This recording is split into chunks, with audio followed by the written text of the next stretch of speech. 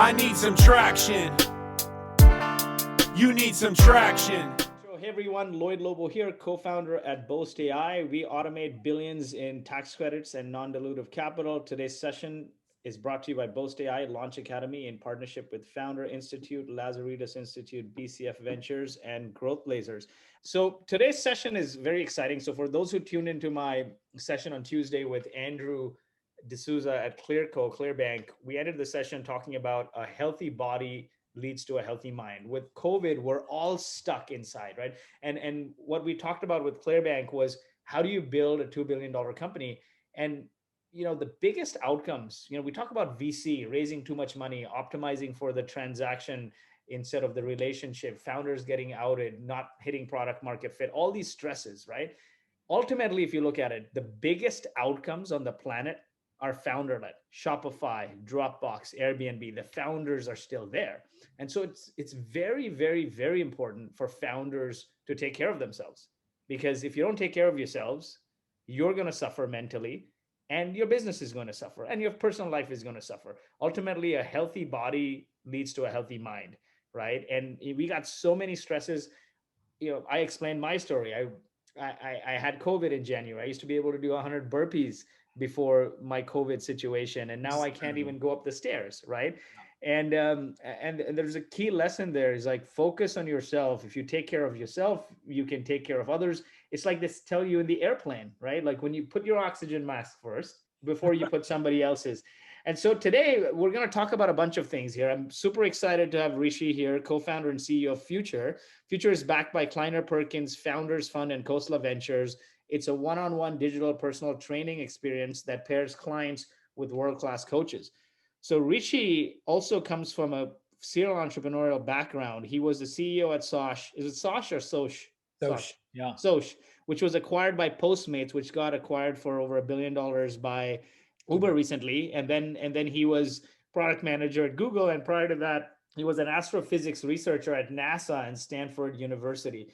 That is a phenomenally bonkers background, Rishi. Like you went from astrophysics to product management to sort of on-demand economy to now fitness, right?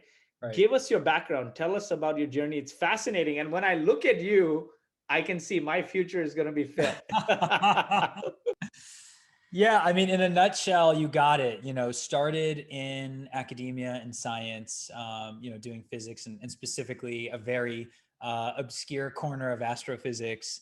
I was born and raised in the Bay, and through osmosis had seen people inventing things kind of all around. And so, my hobby was building side projects and just producing things. And so ultimately found my way from academia back to what I enjoyed to do, which is building things, and had the great opportunity to build a company called Slide with Max Levchin and a bunch of early PayPal folks. That company was acquired by Google in 2010. Had a great experience there, working on some pretty high level things. And then ultimately, like you said, decided to start a company and started Soch in 2012. That company was backed by, Sequoia and Khosla and a bunch of great companies, a bunch of great investors. Saw very quickly a lot of uptake. It was acquired by Postmates, had the pleasure of helping to scale that company up. And then finally, about 4 years ago, felt like, had some insight here in health and saw a generational problem. 70% of Americans are obese or overweight, as we were talking about, and quality of life is suffering and all the knock-on effects. We talked about this for founders, but the same is true for mothers and students and, folks who have a lot going on in life that, fundamentally, when you can be physically at your best, you can be mentally, emotionally at your best. And so saw this just exacerbating set of trends, had some concepts that were interesting and started the company a few years ago. So here I am building Future now. I didn't want to share this, but I think I should, right? I should screen share my sort of situation here, and I'm telling you guys, this is a very important lesson here. So I went, and I want to share this because it's personally important to me. So this is what I looked like pre-COVID. I chased for the number of years, bootstrapped the company, been a part of 4 venture-backed companies, where there's a founding team of a company that raised $6 million that failed. And I went on this, after that failure in 2016, I said, I'm going to take care of myself. I worked out, I transformed myself. Last year, COVID hit. And I said, let's double down on the business. So let's focus on work, work, work, work, work. We had bootstrapped to 8 figures in revenue. We started raising money. We secured funding. I told my family, we'll celebrate after. And I put everything on the back burner. COVID hit. I had a near-death experience, and I literally don't even look like I used to. I can't even go up and down the stairs. And the key lesson there for me was, it's not about trying to eat an elephant all at once. More people die of indigestion than starvation. It's about doing a little bit, because since January, I've had this long form COVID and I've not been able to work out. And it's impacted, I would say. We don't talk about mental health a lot as founders, but it plays an impact, right? When you have a physically strong body, your mind gets strong. But before we dive into all of that, Yeah. I really want to get into Future. Why did you build Future? Yeah. So, take you back a few years. I was an entrepreneur in residence at one of the large venture funds, and spending time with companies, thinking about problems that I wanted to spend time with. Like I said, I kind of alluded to this earlier. I was gobsmacked to really grapple with the state of health in our country. That 70% of us are obese or overweight, 80% of us, will die of a chronic condition. Things like heart disease, hypertension, diabetes, for sure, are going to kill most of us. And not only that, compared to all of our peer countries, quality of life is unremarkable, life expectancy is unremarkable and declining, which is wild. And there's a lot of reasons why these things are happening, but I could not find anybody, not an optimistic entrepreneur, not clinicians, not insurance executives, anybody who is predicting, oh, this is all about to get better, right? We're going to totally shift and everyone's going to get healthy and this is getting better. In fact, every single person was predicting these trends are only going to exacerbate, and we're only going to get to 75, 80, 85, 90% obese and overweight. And so that problem, that generational issue, was galvanizing. And the gap that we saw, my co-founder and I, was, there's these everyday behaviors that we do that have a massive impact, not only on how long you're going to live, but how great those years can be. And there's basically 5 things you do on a daily basis. It's how you move, how you eat, how you sleep, how you deal with stress or mental health, and whether or not you take your medications. If you're supposed to, Americans are terrible at being compliant with that. And so these 5 little things, how you move, eat, sleep, deal with stress, whether or not you take your meds, are critical. Everyone kind of knows it too, right? It's in the public consciousness that we should walk a little more, eat a little better. And yet 80% of us don't exercise enough for it all, despite the fact that we spend a fortune every year trying. We spend $100 billion a year. And so we saw this gap in intent is high every January. The majority of Americans pick 100%. Yeah, exactly. We fail at insane rates that would be unacceptable in any other industry. And then it's become the great American experience to pick up a workout routine and fail, or start a gym membership and fail, or have a piece of equipment that you used to use that now sits there. Everyone can identify with that. And I think we really were asking a slightly different question than everybody else. The question we were not asking was, why don't people exercise? We felt like it's perfectly reasonable why people don't exercise today. Your average American has a job or 2. They've got a partner, a family, or they're dating, which are very emotionally draining experiences. They have social obligations, bills to pay, meaning they're overwhelmed. There's a lot on their plate. So to ask them at night to also take care of their physical fitness and to take up a meditation practice and figure out how to eat healthy is an unreasonable ask. And so what we did is we were asking the inverse question, not why don't people exercise? It seems logical. Rather, where are there subgroups of people among us who can maintain high performance or healthy living for long periods of time, not just 3 or 6 months at a time, like most of us can do, but 3 or 6 years, 10 years at a time. What are those people doing? And what we found was, with near 100% consistency in these really niche populations, pro athletes, executives, celebrities, you see these populations that can maintain high performance. We saw that with near, 100% consistency, they were not trying to take on all these massive, problems in these different aspects of their health. They were building constellations of people around them to help with it. and they were getting experts in their life, whether that was a personal trainer, a private chef, a sports psychologist who could actually get in their boat with them, co-own a goal, and then actually drive them to success. And so we started to see everyone who can afford it opts for coaching. And we unpacked that coaching is such a gift. If we can give you somebody who's there for you, just think about your fitness, for example. They do 3 amazing things for you. Number 1, they tell you exactly what to do, no matter your constraints. You're sick, you break your pinky toe, you're traveling, whatever, you're lazy today. That's a perfectly reasonable human constraint. And so no matter the constraints, they tell you, here's what you should do. The second thing that a coach does is they keep you accountable or get you motivated in a way that is really highly acute. When there's a one-to-one human who has expectations of you, who's trying to help you, we actually have a physiological response to want to rise to the occasion. And then a third thing that the coach does, they tell you what to do, keep you accountable. The third thing we watched people and their coaches do is they actually spend a lot of time, if you clock the time they spend in person together, just talking about life, about, the vacation they're taking, or I hate my boss, or the little types of things that come up. And what we saw was, as you build a relationship with them and they take an interest in you actively, it allows them to push you harder. It allows them to keep you accountable better, and so on. And so long way around, we saw that actually coaching is this powerful thing. It's worked for decades, but it's been economically infeasible for 99% of Americans, because at $100 an hour, that's tens of thousands of dollars a year. And we said, well, a coach tells you what to do, keeps you accountable, and gets to know you. In this day and age, they really have to be standing next to you to do those things. Perhaps not. And that's where Future was born. And Future we pair you with one of the world's greatest coaches, and all of our coaches are employees of our business. This is not their side hustle. They're not contractors. This is really a central part of the central focus in their life.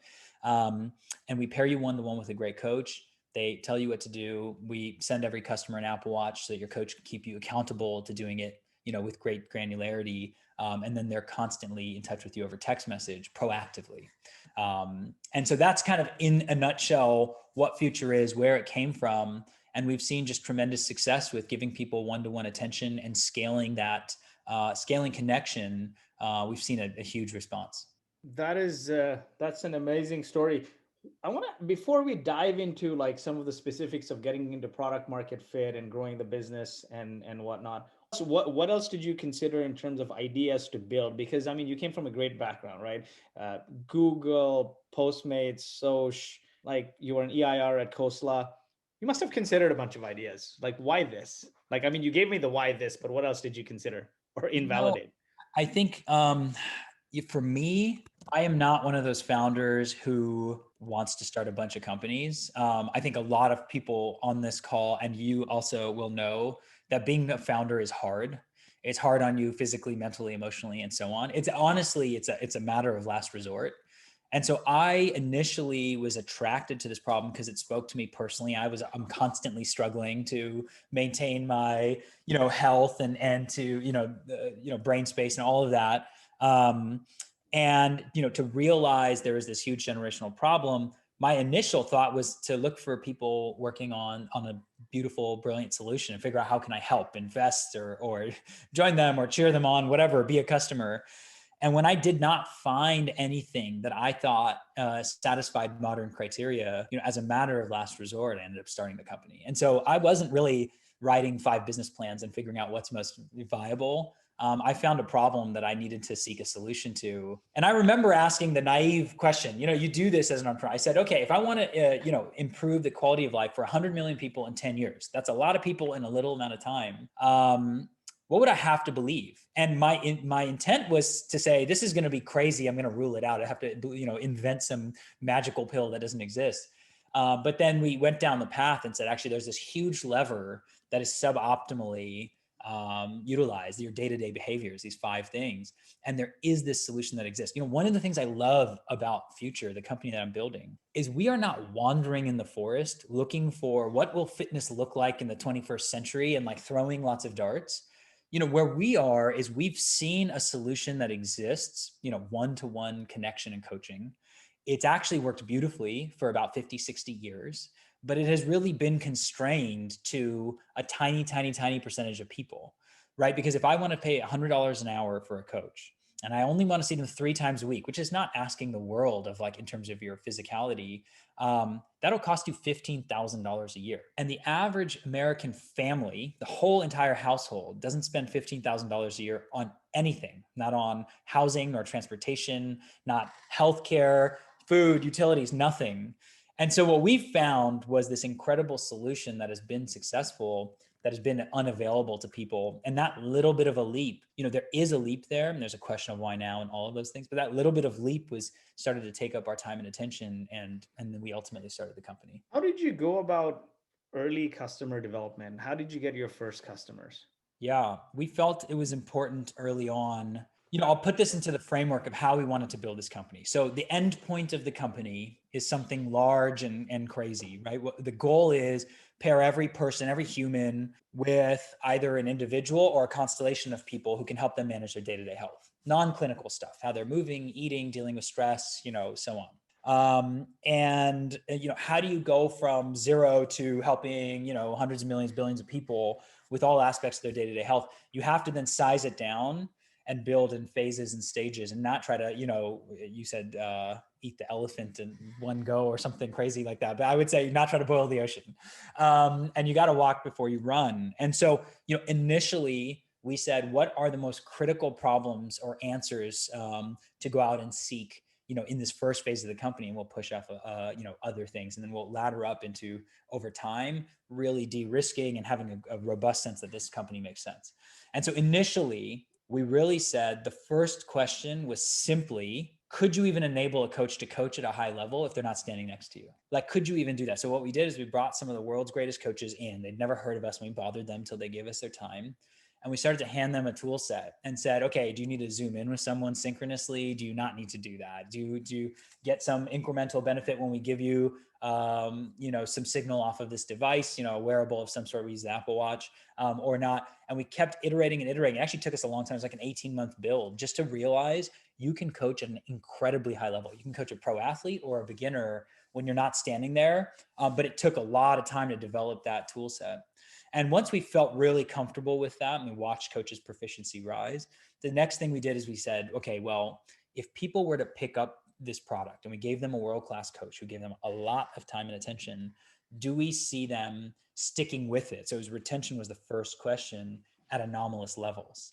And so, there's a characteristic curve in fitness, which is when people pick out any fitness routine, piece of equipment, membership, et cetera, 3 months later, about half of them will no longer be actively, engaging with it. And so you think, anecdotally, that lines up. January 1, people sign up for their gym memberships or whatever. By April 1, 3 months and a day later, about half of them are not as actively doing it. Half of them are still there. And then, there's a huge, churn curve there. And so we said, okay, for our little product with a couple of great coaches and what we've built, we're going to go get some paying customers and figure out if when people pick it up 90 days later, we don't want to see 50% churn. We want to see something crazy like, 5 or 10% churn. And we want to see 90, 95% of people sticking with it. And this answers your question for how we got our initial customers is we went out and found a bunch of strangers. We actually used just Facebook ads. They were unoptimized. They cost us a ton because we didn't know what we were doing. And we got these strangers to pay the retail $150 a month. Obviously, I think you've probably validated for yourself that a paying customer will give you different feedback than someone, a friend you give it to for free. And we put them into these little cohorts and we said, okay, watch these people for 90 days. And in the first cohort, it was like, we were not getting 95% retention after 3 months, which is crazy to look for. In fitness, we were seeing something high, but not quite there. Aim for the stars and maybe you'll reach the clouds, right? Right, exactly. And we just kept, iterating. It took us a few cycles of 90-day cohorts until we actually started to see 90, 95% retention after 90 days, and we could replicate it and we could take another cohort. So that took us, a year to just take that one. Now think about what we're not doing in this time. We're not marketing ourselves. We have no landing page or website, and all of our team is like, our digital presence sucks. I want to tell my friends that I work on this cool thing. And we're like, that simply doesn't matter. What we're trying to Because you got to do things that don't scale. Right. What we're trying to do here is simply say, when we give somebody a coach, can we keep them 95% of the time after 90 days engaged, not paying us, engaged, using it, really high value stuff, and with enough numbers to believe. So we had to set an N that, gave us enough signal. And after we did that for several cycles, we said, we have great confidence now that actually we know we have a playbook, we have some infrastructure, we have the operations and the digital tools to take someone engage them, figure out their goals, support them, get them to retain. Now the question is, can we do it efficiently? And so then there was a phase of our company where we're like, well, giving you the one-to-one attention, of one of the world's greatest coaches, and they only take on 2 clients. Sure, that works, but we're losing money hand over fist. So now how can we actually introduce some efficiency to what we do? And so there we hired our COO. She's a very talented person, Kathy Vigrass. She came from Square, where she reported directly to the COO there and has just an illustrious career. And she was an executive at my last company. She came in to really help us think through the operations side of this. How do we actually become more efficient in this model? And then we found we were now a couple phases in. We could make coaches productive. We found people, we could make them incredibly retentive, and we could do it efficiently. We had this great margin structure, and we have a really exciting proposition for our coaches, for our customers. And then the next phase became, how do we scale this thing up? And that's, I think, critical to the story is the way we found our customers early on was very different than how we find them now. Today, about 60 or 70% of our members were referred by another member. That's how we grow. And we really focus on that.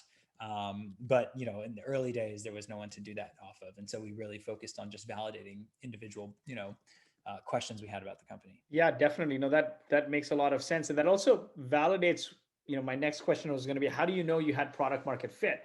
And I see a lot of people, right, as early founders, you can't de-risk 100 things. You can probably de-risk 1, max 2 things. If you do 3, then I don't know, you're God, right?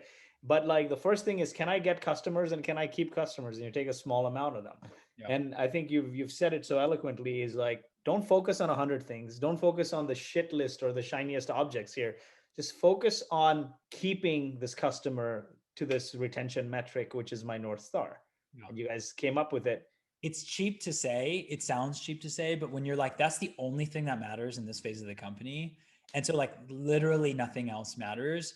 And I'm going to be embarrassed of what this thing looks like and the design is bad, whatever. None of that matters. And frankly, one of the tough things for us was to say the economic model doesn't matter right now. And I need to explain that to my team, my investors, that what I'm not trying to do is figure out all of these levers all at once. I am just saying, if I give you a world-class coach and I build enough tools to create intimacy, I've figured out how to keep you and make you just thrilled and active. And I mean, we had an eye on how the thing scales. Of course, you need to have a working theory, but we were not trying to solve too many parts of the puzzle. And that it felt painful in different ways to do it that way. But we built high levels of confidence on each of those problems along the way. So in that year time, when you got to this sort of 90% retention, which is SaaS-like retention for, I would say, automating a services business, right? Coaching is a services business. You basically are automating that, or bringing that or digitizing it. Yep. Is probably the better word. That's right. How many people did you get to in that year time before you said, I had this product market fit? 90% retention is the definition, in my opinion, of product market fit. And if you pair that with high NPS, which probably is the case, right? What were your metrics there to say, now I'm gonna throw fuel on fire? Yeah, you're right. So number one, we were looking for high retention, and then we were looking for some supporting facts. And high retention, people stick with it and they're happy about it. We don't want to do is bully a bunch of people into working out. So so NPS was something to measure. A couple other things that we looked at that were specific to our business.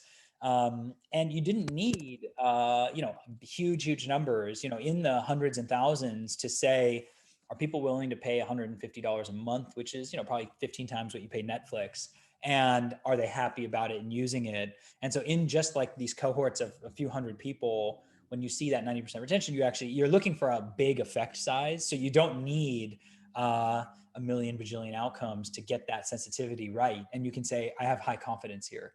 And of course, as a founder, you are making decisions on imperfect amounts of data. And so what you're trying to do is take as many variables out as you can. So because we were acquiring these customers, going out and acquiring them, we were sure to acquire a variability of experience level, geographical spread, things like that. We could control that, right? So in order to, one of the other things you have to do when you're setting up an experiment at small scale is to know that you've done the highest quality version of the experiment, so that when it fails, You don't go, oh, well, we actually kind of half-assed this and that wasn't quite right. And so, it failed, but we didn't quite learn that it's a bad concept. So what we tried to do was we got the world's greatest coaches. We gave them like really we give you their undivided attention. We did a lot of things that were better than we could imagine scaling. And if it didn't work then, it wasn't going to work at some, additional scale. And so we were able to look for a big effect size with small groups, hundreds of customers. And they were paying, so their feedback was relevant. When you get these free users, you get distracted, and especially if there's no commonality between them, right? Yeah, the other thing we learned about fitness, this is not relevant to everyone's business, is when fitness by physiologically, when you go and do a physical exercise, it raises your testosterone levels. And so when you experience a bug with your workout, and by the way, you're a very busy person, you've got kids and work, and you finally carved out time, you make it to the gym, whatever, you hit start on this thing and it doesn't work, you get angry and you're paying $150 a month for this thing. And that was actually a really favorable setup for us because we heard about every little thing pretty vociferously. And it allowed us to say, we're getting high signal back versus, when we gave it to my mom, she was like, I'm really proud of you. This is great. And it's not, Yeah. it's not high signal necessarily. We both have brown moms, and I'm pretty sure your mom's like, hey, Rishi, you look so fit. I think you should try out for Bollywood movies. Totally, yeah. I get a steady drip of that. Yeah. So awesome. So one couple of things here. You're automating services, and I'm very interested by this because we're automating services too, right? Or digitizing it. How much of it is operational design versus just pure software play here? Because Yeah. there's aspects of operational design which I'm fascinated by. Yeah, so we are, I think digitizing is a better word. So when you talk to your coach on Future, and like I'll just lay out our model, like every coach we have, and I think 85% of them come directly to us from a professional sports team or a Division I college athletics program. These are really high level coaches, and 95% have a 4 years bachelor's degree in exercise science, 60% have a master's degree. These are people who were previously only available to professional athletes and I guess really rich people. So we go and get these world-class coaches. Now, when you get a coach on Future, we pair you with the right one. They're training you, they're talking to you every day, and you never, ever, once, ever receive a message that's not actually from your coach. So we're never automating, putting words in their mouth, not even the welcome message. Like, humans are great at detecting when something's automated. And so what we are really in the business of doing is taking great coaches and giving them tons of leverage. And you're right, part of that is how do we automate away things that are encumbrances or not the highest value things? And how do we create the conditions for somebody to do something more efficiently that is high value, evaluating Rishi's performance on a workout and giving him the right feedback based on his personality. Do I need to be competitive here and challenge him? Do I need to have the white glove treatment and tell him it's cool, don't worry about it, it happens to me too?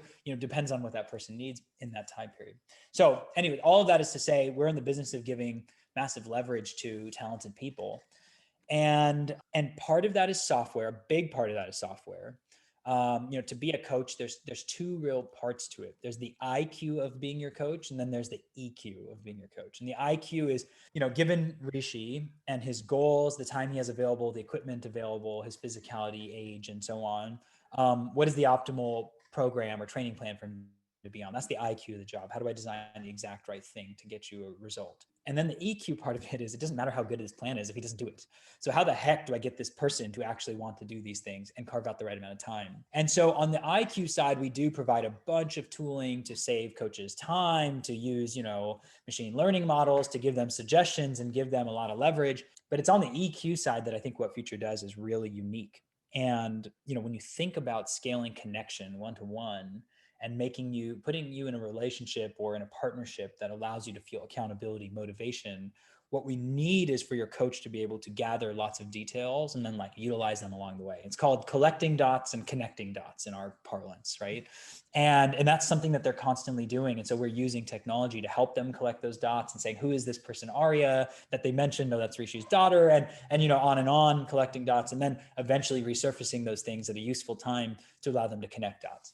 And we learned a lot from the hospitality industry. My last company was in local discovery. My co-founder, Justin Santa Maria, was an Apple veteran, 10 years at Apple, but then spent some time at Airbnb where he learned about hospitality. And what you learn about in hospitality is in these real world experiences in the world's greatest hotels or restaurants. You can use experience design to give people, to surprise and delight and give people a great experience. And so we, as a company, playbook constantly. And we say for the various archetypes of customers and the various archetypes of coaches, what are the most successful tactics given different situations that arise. And the overarching kind of spirit of this is to give them riverbanks. So what you don't want to do is tell your coaches scripts, here, say this exact thing. It becomes robotic, it becomes inauthentic. What you want to say is don't go to the left of this and don't go to the right of that. The future way is to be accommodative and to be understanding and to be flexible, but read the room within that. If you're, in an extreme example, if your client, as a coach on Future, if your client is comfortable with swear words, meet them there. If they're competitive, meet them there. If they're not, don't do that. And so we provide riverbanks and say, given the situation, here's the best practice. And that gets woven into all the tool set, all of our onboarding learning, ongoing learning and development. And given this combination of technology to give kind of leverage and efficiency and playbooking to give guidance and direction and riverbanks, we can now scale connection to, lots and lots of people, to coaches, and our coaches are spread across 39 states throughout the states. And there are a big diversity of coaches, helping a big diversity of people. And we've been able to operationalize that like connection. That is fantastic. I love how you put it, experience design. And designing not to inform or educate, but designing to delight and entertain, right? Because if you want to inform people, then the traditional way is fine, right? You just yell at them or you send them a memo. But your job is to inspire, motivate, excite, and delight people. Because I've read this great book by Nir Eyal called Hooked. I don't know if you ever read that. It's phenomenal. It talks about external, internal triggers, the action you take, the reward, and then making the investment to go through the cycle, right? And I guess you can frame the most delightful products in some way of that. Like people are experiencing sort of triggers, they get reward and whatnot. So I love this. I might actually ping you after to spend a half hour with me for advice on our product. Awesome. So I had the random and great luck for my first job in tech to be designing, digital games, to try to understand how do you actually help draw someone in and keep them motivated. And that's a very different problem set than what we do now, but got me thinking early on about, the psychology of it. It's game design, right? So Rahul, Superhuman's founder, we interviewed him a few months ago, and he talked a lot about game design in terms of getting people hooked. So now here, anonymous attendee asks, isn't it easier to have the luxury of taking your time to figure things out when you've had a couple of successful exits before? That's a really good, I think, direct question. And I would say, when you think about building a company, first of all, you're right. It takes a lot of both luck and circumstances, the right ecosystem to allow you to even take that leap and start a company, right? If you're going to have to, forego your salary for some amount of time, finding funding is a hard and sometimes, hard to break into thing. And so to take your time to de-risk a thing, step by step is, it's a specific strategy. And what I found was so the process of starting a company is not a personal challenge to be successful. I think in the best case, it's a group of smart people who come together who say, we see a problem and opportunity. And the work here is to figure out if our assumptions are right or wrong, right? It's not obvious on the outset. So we want to either prove or disprove this thesis. And what I tell a lot of young people who come to me and say, I want to start this company and how should I approach it? What I say is your goal at the end of this journey, if it's 6 months, 12 months, whatever, years, is to feel like you've taken a shot at proving or disproving this thesis around whatever you think there's a gap here and an opportunity. And let's say you fail along the way, like if we didn't have the runway, let's say people didn't give us the leash to take our time to go and go step by step. And we did all of that in, a year. That's like the time period of a raise typically anyway, but if we did get some affordance, and let's say you get interrupted along the way, the way I would approach it is there's no way you're worse off for having gotten a smart group of people together, having had a clear-eyed thesis, for having worked systematically to prove or disprove it, done it honestly with high integrity. You're transparent with the people around you who've given you funding. Let's just say you run out of time, you disprove the thesis, et cetera. You don't find your way to additional funding. If you do it that way and you can, talk about it that way in the future, you've only made yourself more valuable. You've only actually learned something. But if you say, we have a vague, idea here, we're thrashing about, everyone's wearing lots of hats and, it's all chaos. And then like the thing ended, I'm not sure you have a lot to draw on and a lot of, value that you've created. And so I think it's a fair question. Can you raise more once you've had two companies exit? Yeah, absolutely, you can. I mean, there's no two ways about it. But we tried to, in our way, communicate our plan to our investors and to say, we are not going to solve every problem about this company. So opt in if you're into that and opt out if you're not. And by the way, plenty of friends of mine or people who had previously backed us were like, this is not for me, because what you're telling me you're going to do after the end of this phase for me is just not that interesting or exciting. And we said, fair enough, and the process of being an entrepreneur is not convincing your skeptics, it's finding your believers. And that's the painful process, is turning over enough rocks to say, okay, these people think it's a material advancement of our company if we just prove these couple of things. And a lot of people said, you're crazy, that's not enough progress for the company. And we said, this is a very valuable idea and we're going to be that much further along at that, and so I don't know, what is your reaction to that, Lloyd? Well, to that question, also going back to what Rahul says, because similar thing, right? Like adding game design into the mold here of sort of getting people engaged. It's easy to just throw out something there and see if people will use it. I'm going to share a few thoughts here. I think all the SaaS companies that needed to be built are already built. The next phase of the biggest, largest successes are going to be outcome driven. Customers want an outcome. They don't want a piece of technology, right? I use Future, I want to get ripped kind of thing, right? Yeah. I use Boast, I want to get money from the government. I want to check in my bank. Customers don't want to, and I've had a few failures. I did a AI for sales tool. I did an AI for customer service tool. They both failed because you're so wrapped up in technology and you're not thinking about like operations design and how to optimize for the outcome. So I think good things take time. And even Rahul said that a lot of people said good things take time and you can't growth hack your way to product, right? To a usable product. But at the same time, it doesn't have to be done in a very expensive way. I'm just curious, like you took a year to do this. Had you raised money? I mean, you had raised a little seed round, but I guess how much did you spend? Yeah, I mean, initially we were self-funding it, and then at some point we were like, "This is an interesting enough idea. Let's raise a seed round." And I mean, we were spending very little. Our first office, first was a WeWork, and then when we got big enough, it was an underground basement in Hayes Valley that was, I'm not sure how it was zoned, and it was like cheap as anything. And all of our friends were like it was the water, when it rained, water would just come into the space. I mean, it was crazy, but our goal was not to go and spend a bunch of money. And so I think good storytelling, good product design doesn't have to be expensive, and it wasn't in our case. But yeah, I would agree with that. I think the spirit of the question is fair, right? That you get more leash if you're somehow in fit the prototype, or you're in the right geography, at least historically, or I think that's a totally fair question. But what I was going and telling our folks who signed up for our seed round was, by the here's the long-term thesis. By the end of this phase, here are the questions we will have answered. I will have answered these questions, and I will have not answered these 12 other questions that are critical.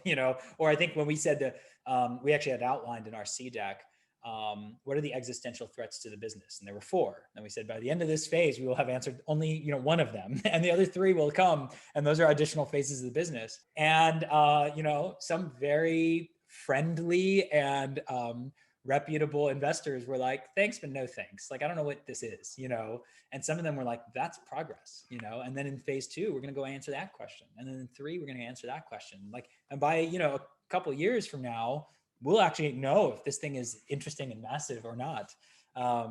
So I think that we were pretty transparent about our intention there, and about good things take time, but here's our plan. And I'm a very plan-oriented person. and say, the plan may change, but here is how I'm thinking about that. You know where things fail is when you raise money and you convince investors that you're on a different path than actually what's happening, and Yeah. then they've tried to force you to grow, and you don't have product market fit, and so you can't invest in growth. You're trying to fix product, but they think you should be focusing on growth. I think that alignment and being upfront, saying, hey, we need to answer these questions and we need this money to address these questions.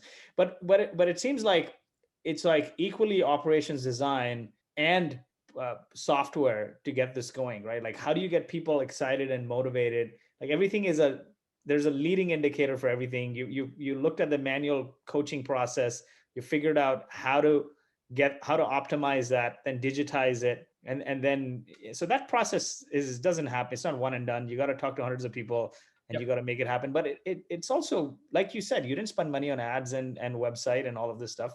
You did a very lean process and you self-funded for a little bit. So that's an answer, right? Like, you don't have to have a few exits and go and raise money. I think also raising lots of money makes you sort of lazy maybe sometimes, depending if you're not done it before. Yeah, it can. It can be, it can, definitely create bad habits. It can also muddy up your plan once you feel like you have way more resources than you bargained for or whatever. And so I'm a big fan. And what I've found is, like, investors, right? Most of them are investing either their own hard-earned money that they're, unwilling to part with easily, or on behalf of other institutions, and they take it seriously. And the best path to that conversation is to say, you have to look at me and understand what I'm trying to do, and understand that I have a plan, that if you give me money now, it's just add water. Here's what I'm going to go and do. And that requires you to size up how much capital you need and so on. And I think just all of that stems for me from the way I want to build a company, is to say, I have this specific idea. It has 4 real big possible holes in it. And over time, my goal is to figure out if those are right, but not all at once. I'm not going to worry about 2, 3, and 4. I'm just going to do 1. And I might find a harsh reality once I solve number 1, that number 2 is a no-go. But I will get there. And of course, you're overlaying your judgment and saying, I think these are the less risky business, parts of the business. So let me go and take on the biggest and hardest question. Definitely. That's well said here. Now I want to dive into one aspect that the whole webinar centered around is saturated markets, tackling saturated markets. You're in a highly saturated market. This Peloton, there is ClassPass, and you can say, oh, they're not direct competitors, but really, what is the outcome I'm looking for? I want to be fit, right? Or I want to improve it. I either want to improve my physique, or I want to improve my endurance, or I want to improve overall fitness, right? Like, there's the outcome I'm looking for.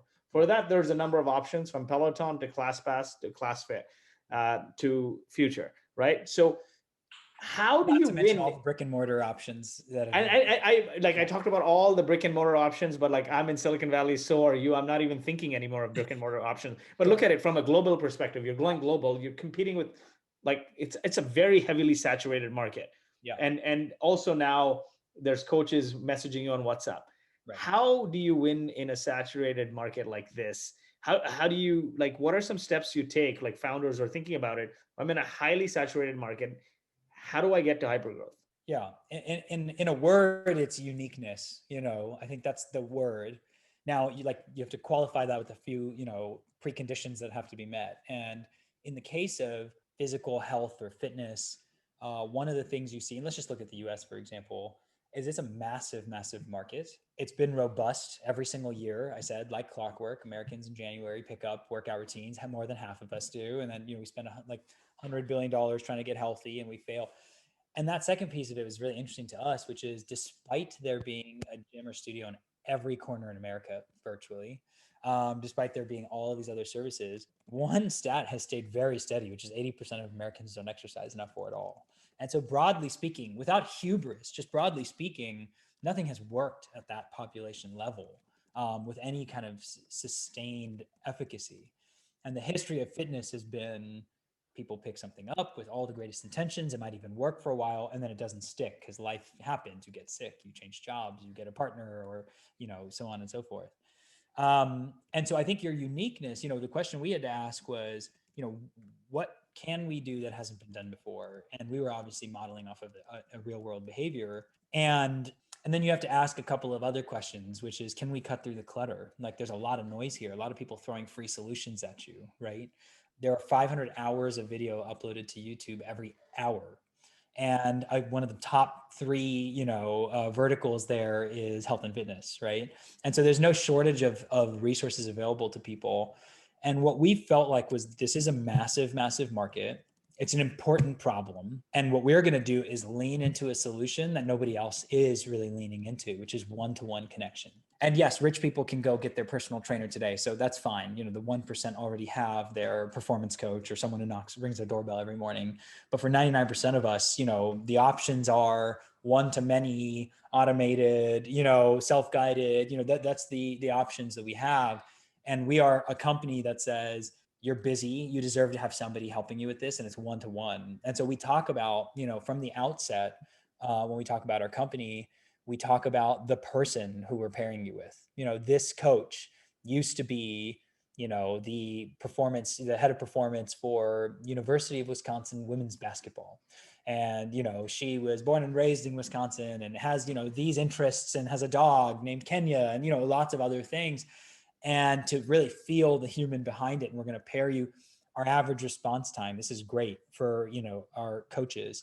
When we pair you with a coach and you text them, including nights and weekends when they sleep, obviously, their average response time is 15 minutes. And that means during the middle of the day, it's like 1 minute. And then of course it's much more protracted at nighttime. And we tell you that we're like, here's a real person who's going to be there for you. They're going to create a plan for you, keep you accountable, be there for you 7 days a week. Average response time is 15 minutes and it's $5 a day. And I think that is us trying to lean into what we're doing that, let's say Nike never wants to do, which is pair every single customer with a human, or Apple would, is not in the business of doing. Even Peloton has a really beautiful solution that is a completely different kind of axis.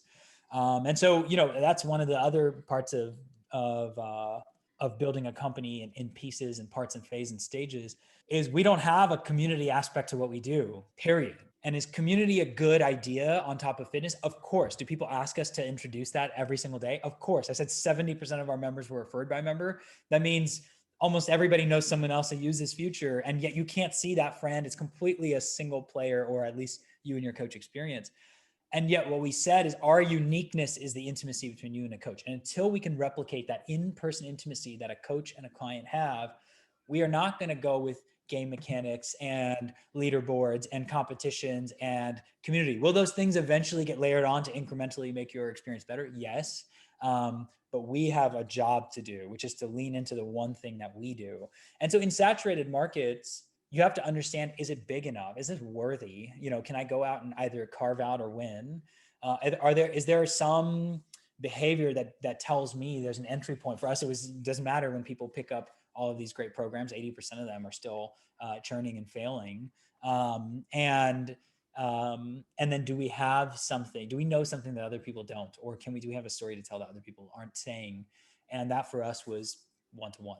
And I think your operation design there, like the whole experience that you designed, is so core, and that is probably irreplicable. Like nobody can replicate that, and you've digitized that. Now you talked about phases, right? What are the key phases for anybody? Like how should people think about phases? Like how do you name them?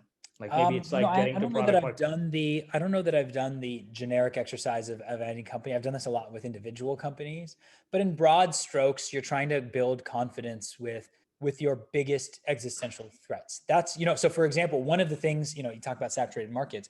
One of our existential threats for a consumer fitness company was from the get-go, from before we started, and we weren't even working on this problem when we started it, was can you even cut through the clutter? Because to your point in the previous question, there are so many options for people and so many free options and cheaper options.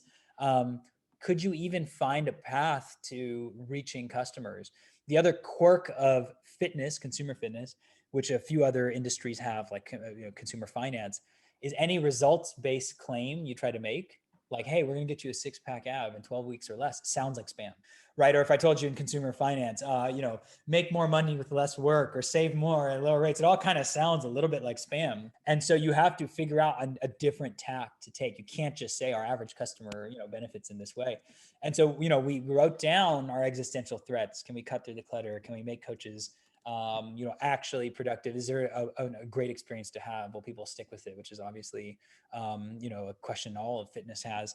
And so we had a couple others. And then I think what you want to say is, which of these scare me the most, and how do I go and work on those earliest on? And so, if you want to generalize that, you can. You're looking for, I'm not sure there's an order here. Do we feel like we have product market fit? That there's an economic equation here that makes sense, where we create value and capture enough of it, and either that's captured today or over time. But can we de-risk that over time and answer that question? Do we know how to grow? Distribution is basically everything. And so if I have something that keeps them happy, is generative of value and capture some of it, and I know how to add more people to it, that sounds like a pretty good set of things to focus on. But for example, for us, there was one additional precondition. Could you even coach someone from afar? So we had to go and answer that one first before we could say, do people stick with this? Before we could say, does this economic model make sense? And then before we could say, can you scale this thing up? And so you have to figure out, just what's the order of operations there. Definitely. No, that makes complete sense. You talked about building affinity, right? What is, I guess, the biggest driver of building affinity, you find? Or maybe top 2 or 3 things? This is where I think you get paid to be a product person or a founder, which is to try to understand how to speak to people, and you can definitely, test your way into some of this stuff, but it really, really helps if you can, number one, have good taste, and number two, self-edit along the way and know when you've been irrationally exuberant about something and the data is telling you that's not exactly playing out. And so I would say, how do you build affinity? The first, the way I approach that problem initially is to go and find the right people on my team who I feel like have a sense for that. And actually, a lot of them are unproven and they have high upside on this front, and they have smart things to say. And then some of them actually have great consumer DNA in what they've worked at. So an example is when I started to build this company, my co-founder, Justin, who I was mentioning earlier, he spent 10 years at Apple on the iOS team, was on the original iOS team, right? When it was a secret project. And he built out, FaceTime and iMessage, which were all about connecting people from afar, and then spent years at Airbnb connecting guests and hosts who would never meet in space and time. And so when we said what we want to do is build this service that connects you with another person and have you feel excited about it, the first thing I wanted to do, and we co-created this, but was to say, find the right people who have seen problems like this before, maybe not this exact problem, have thought about it, and then find other people. And then we eventually hired, some less proven people around him who had great instincts for these things, and then put them in a position to get enough feedback, by sizing down the problems they're solving, and to look, lay out in advance, what data are we looking to come back?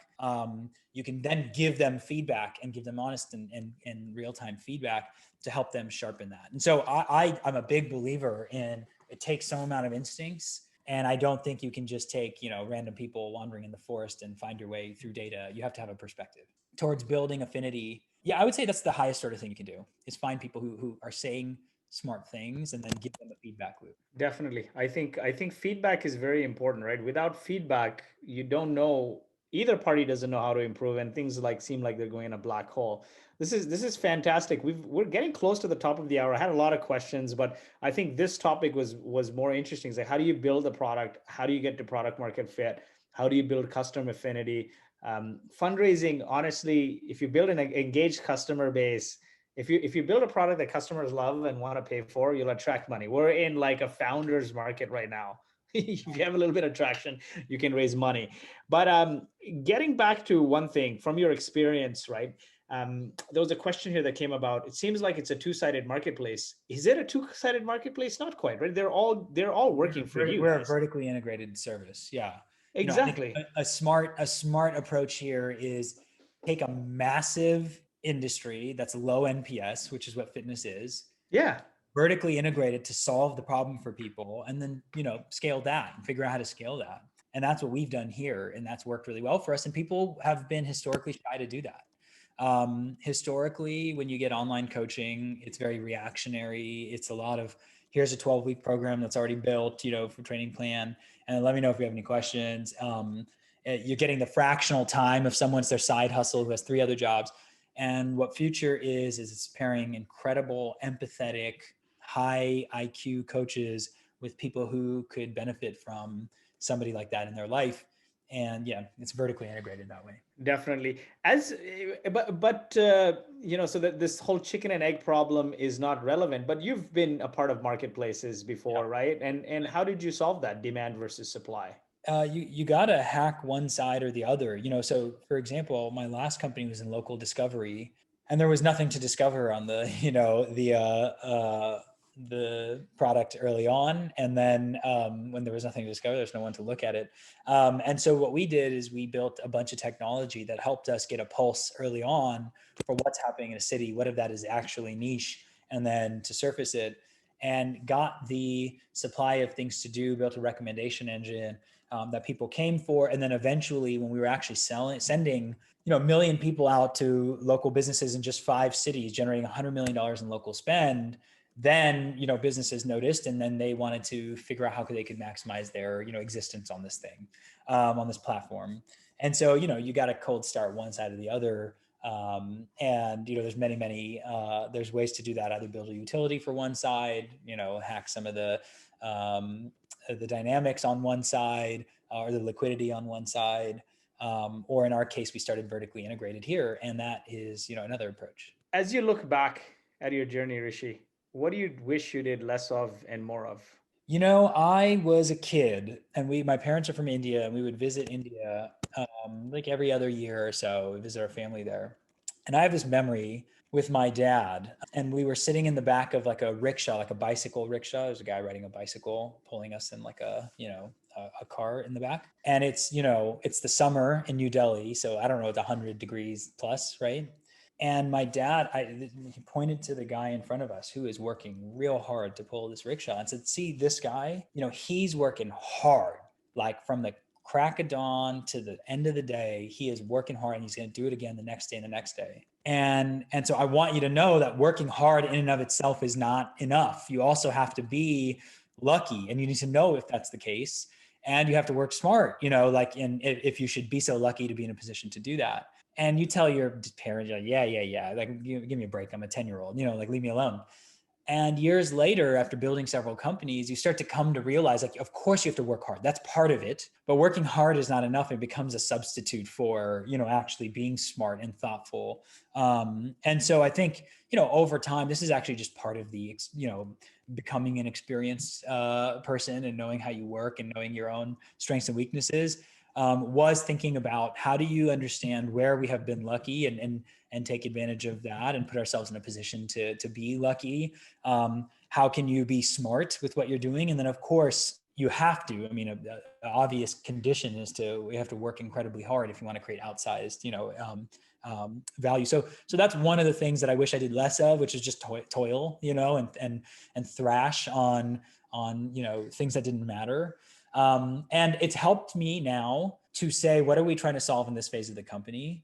Because I'll give you an example, early on when I started my, first company, I took it very seriously to make the decision on, what kind of lunch we're having and, for our employees and what kind of trash cans and let's, decorate the office or whatever. And I want to create it all came from came from the right place. If I want to create a great place, a workplace. And then, with this company, what I've, been asking myself is, what I need to see is, can I make a coach productive in these, and I can make this phase of the company as short as I can, if I can prove that quickly, or as long as possible if I try to do too many other things. And so when it came to picking out the trash cans or where our office is or whatever, it became very obvious to me, it doesn't matter. I could work in the basement. I could work anywhere. I could work out of a friend's house. That's not what's going to fundamentally figure out. I need to find these like great coaches. That's what I need to do. Everything else really doesn't matter. And so it helps, guide your energy to work smart when you have a framework. And so that brings me to the second thing. This is not exactly what I wish I did less of, but a thing that I've come to value. And it just so happens, I don't know how this happened. There's another thing my dad used to tell me every single day when I was a kid, which was, it was this like trope in our house, which is, the plan is always useless, but planning isn't useless. And my dad used to always tell me this, what are you going to be when you grow up? And I'm like, I don't know. And he's like, well, the plan will totally, you'll be off track immediately once you make this big long-term plan, but the process of planning is not useless. So the plan is always useless, but planning isn't useless. And I approach, building a company that way, which is to say, given all the information I have today, what's the plan? What are we going to do here? And then of course, a week later, you get all this new information and you're gone 90 degrees or whatever, 180. But the process of having thought through what do I need to prove and what are my assumptions here, and create some sort of framework and plan. How much am I going to spend? How many months does that give me to do this? And therefore I'm going to do it in 3-month cohorts or whatever, having that plan. When you're immediately presented with a deviation, you have enough bedrock and a framework to then make the right decision on the fly to say how you can change things. So it's a bit more upfront of having just like a sense, and then you constantly reinventing this plan, but it allows you to react pretty smartly to all the bumps you see. So those are two things that I feel like I've benefited from, is to just put a framework in place, and that allows you to kind of focus your energies, work smart, and then having that plan forces you to ask all the questions up front. Love it. Great advice, man. And lastly, any resources or books or anything you recommend for people along the topic, or anything else? I'm a big reader of biographies, because I think just, again, collecting dots and connecting dots is a healthy behavior. In fact, it's just like, frankly, just reinforcing that muscle for yourself of looking at disparate, stories and trying to draw out what speaks to you. So I will give you a jumping off point for finding some amazing biographies that you can choose to lean into or not. There is a book called The American Story by David Rubenstein.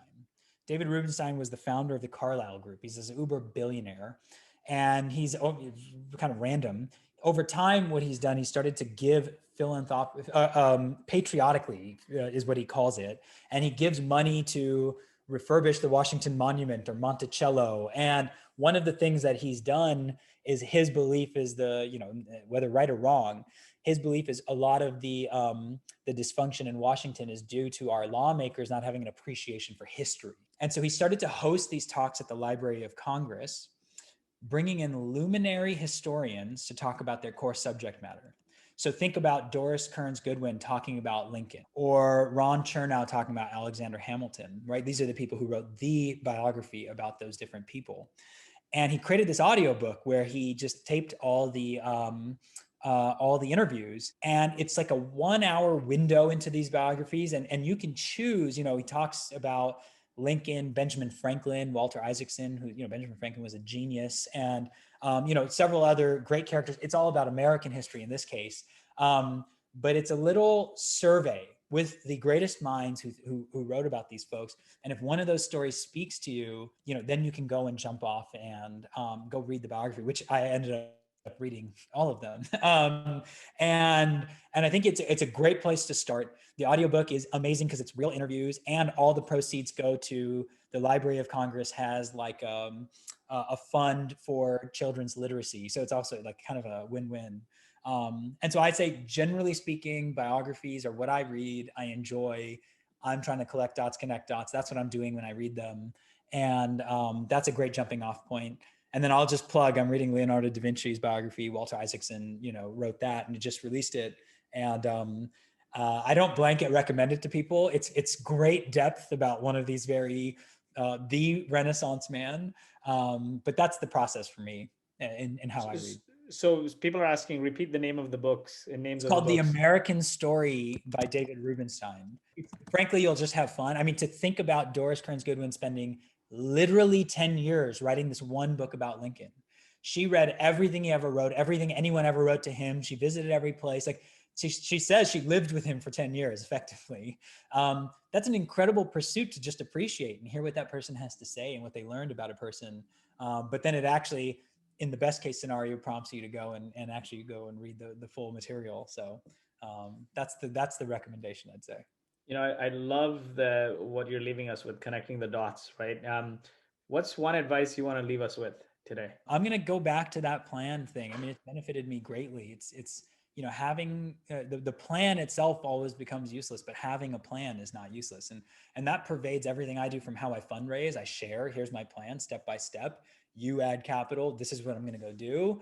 It, helps you hire people when you can show them the plan, and helps you make great decisions along the way. When things inevitably don't go according to plan, you have frameworks in place. So that's what I would say has benefited me. Again, I'm just reflecting my own experience back out to folks, and I know that everyone's experience is a bit different, but that is, I think, been the healthiest thing that I've incorporated into building companies. Awesome. Thank you so much, Rishi, for joining us. Wishing you great success, my man.